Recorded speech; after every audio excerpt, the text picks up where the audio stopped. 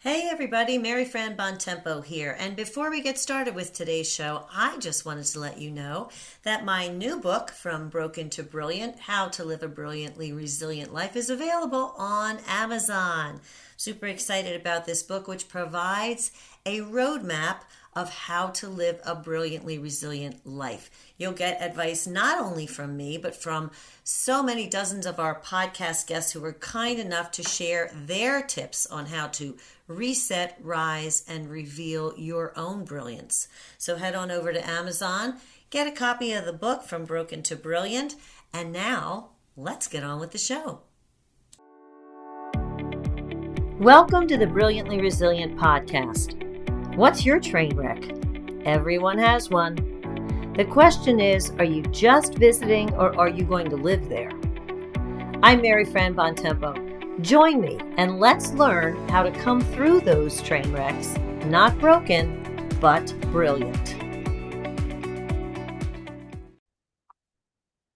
Hey everybody, welcome back to another episode of the Brilliantly Resilient podcast. I am your host, Mary Fran Bontempo, and you guys just get me today. I decided to jump on and do a short little podcast recording about something that is really, really important. It's a personal thing that I wanted to share because I really and truly believe in it as a tool, and sometimes we just need a little extra help. So, what I wanted to share is that I have gone back to therapy, which I have been in before. I've battled anxiety and depression and all sorts of fun stuff for a good part of my life. And one of the things that I have learned and that I do try to talk about in Brilliantly Resilient is that there are times when you just have to put up your hand. You have to put up your hand and you have to say, I need some extra help. All of my things that I do to process and get rid of anxiety, or I shouldn't say get rid of, manage and navigate it, because if you have anxiety as a part of who you are and a part of your makeup, it's not really something you just get rid of. You learn how to cope with it. You learn how to navigate it. You learn how to not only feel when it's coming on and identify it, but also recognize when it's becoming too much for the things that you personally know how to do to make it better.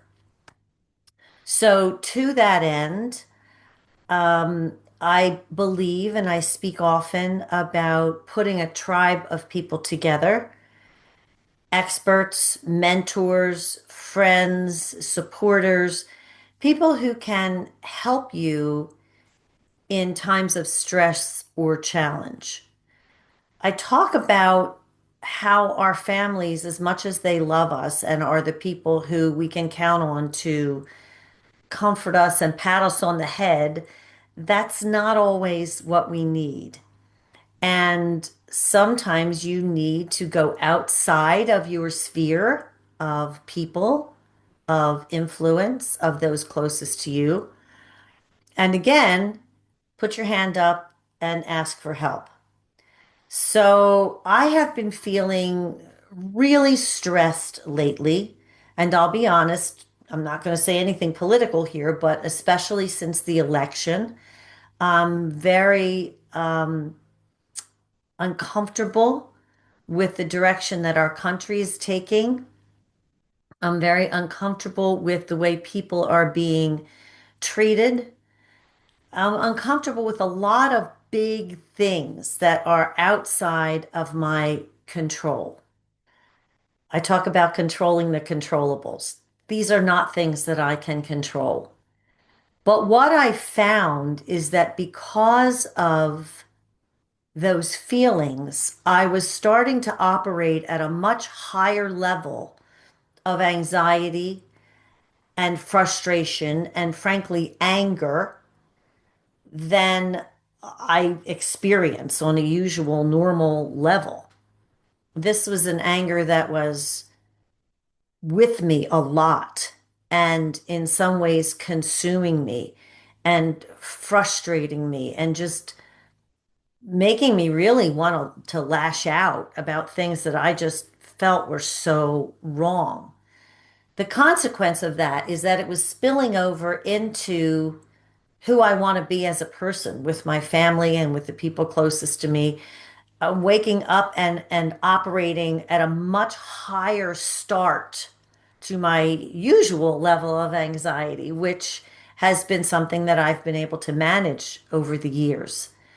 So I realized after a few things that happened with like some arguments with family and things that should not have happened, that it was time for me to go back to therapy. So I ended up calling my former therapist, who I just loved, and she was able to see me and to take me back. And I have to tell you, the first time I went back and I was in that office, I was filling out some paperwork and I was looking down, and someone came out of another office and started speaking, and it was my former therapist. And I have to tell you, as soon as I heard her voice, I physically felt my body go, just sink into this little state of relaxation. Now, understand that all of my anxiety didn't poof go away, but she is a safe space for me. She is a person that I can speak to who doesn't judge me harshly, doesn't have expectations of who I should be in any particular moment. She just lets me be. And that is exactly what I needed. I needed someone to hear me. I needed to acknowledge the anger that I was feeling. I needed to acknowledge that I was being someone that I didn't want to be, and acknowledging that I needed help to process these feelings and these thoughts that were very negative and were contributing to me just not feeling well and not being the person that I want to be. So, I guess my message for today is simply first, don't be afraid to admit when you need help. Second, don't assume that that help is going to come from those closest to you because sometimes we need and they need distance from that. We all come with the baggage of who we are in relationships, no matter how good they are generally. When other people are feeling stressed as well, there can be conflict that develops that is not genuine in the sense that it's manufactured by circumstances. That's not something we should have to carry around with us forever. That's not something we should have to wear around our necks. But at the same time, it's something that we should explore and get to the heart of and do that not only for ourselves, but to be an example to those that we care about that we don't have it all figured out.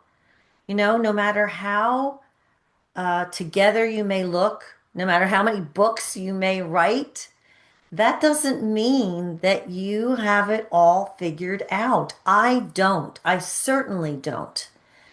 But what I've learned over the years is to admit that and to recognize when something is not in my control, that I still have to figure out how to navigate the emotions and the anxiety and the fear and the frustration and the anger mostly that develops from those frustrations. That's not something that's ever helpful to carry around. I'm not going to say that anger is always a bad emotion because I think when we get angry over injustice and we get angry over things that are hurtful to other people or even to us in some ways, that can be useful, but only if we don't use it as a tool to berate the things that we don't see as good and kind and helpful, or is that we see as hurtful to us as well. It can be a starting point. Anger can certainly be a starting point, but it has to be examined. The reasons for it have to be thought out. And then I think you have to take a look and say, okay, now what steps can I actually take to either control the reasons for my anger or navigate the emotions that are there. And sometimes what you have to do is kind of accept that there's nothing you can do. And that's really hard for me. I like to be active. I like to do things. I also do not like to be vulnerable. I pretty much hate that, being vulnerable. I don't like it. I don't like to feel like I need help. It's really, really hard for me. But looking at hard things is the only way to grow. And navigating hard things is the only way to grow. And I think it's also important to ask those that are closest to you for the grace to go through those things and navigate them and recognize that, there's no underlying ill will meant by anything that you're experiencing. It's just overwhelming. And when you deal with anxiety and depression, and you know that that is part of who you are, that's not the thing that's ever just going to completely go away. It's always kind of there, working, lurking in the background, which is also a hard thing. Winston Churchill used to talk about his little black dog that used to follow him around. And that was his way of kind of manifesting and naming what his anxiety and depression were and how they were kind of always lurking in the background. And I said to somebody not too long ago, it's okay for it to be there and to know that it's there, that little dog, but it doesn't have to sit in your lap. You have to take the steps to make sure it's not sitting in your lap. And I've been having this dog in my lap for a little while now. Like I said, it's been kind of snowballing since the election, and it's been up and down. It hasn't been a constant state of frenzy, but it's not dissipating the way I would like it to, and it's not going to a healthy place. I'm not going to a healthy place. So I wanted to reiterate that I believe strongly in therapy. It is a tool that's helped me many times over the years. Sometimes you just need a third party to give you some clarity. And that for me is what this is about. It's about getting some kind of clarity, finding a way forward, learning to navigate things that are really, really out of my control and learning where to put them. Um, it's not something that I like to do. It's something that I need to do. And so is actually admitting um, vulnerability. Again, not my strong suit. I don't like it. But I want to get a grip on these things. And I talk about taking imperfect action. I certainly don't expect that I'm going to, come skipping out of the therapist's office anytime soon, but I know that I am being equipped or reminded of tools that I have and ways that I can look at things and steps that I can take to make this better. Again, not solved. I'm not talking solved. I'm talking better so that I can be a better person, so that I can continue the work that I'm doing in terms of being brilliantly resilient, all of which I firmly, firmly, firmly believe in.